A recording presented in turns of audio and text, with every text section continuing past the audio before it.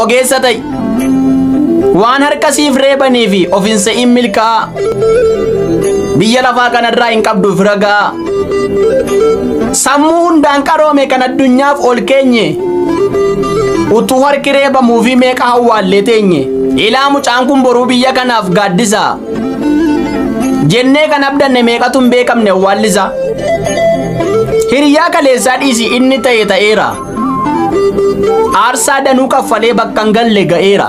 Eessaan akka milkooftu daandii galmaa soqadhu. Warra harkasiif reebu yoo dandeesse dhokadhu. Waa tokko si gaafadhu. Jabaan cina kee jiru gaafadhu aan si aalu. Mee taa'iiti ilaali eenyudha kan awwaalu. Isaanuma kaleessa itti baasantu masoo. Qotanii awwaaluudhaafis guuranii dhufu gasoo. Bara akkasii kana waan hundaan ta'i hattee. Akka hin maraannetti guyyaadhaan wayyaa gattee. Irraan hoolaa fakkaatee dhaloota garaan bofa. Biraa kan si miliqsu ogeessa ta'uu qofa.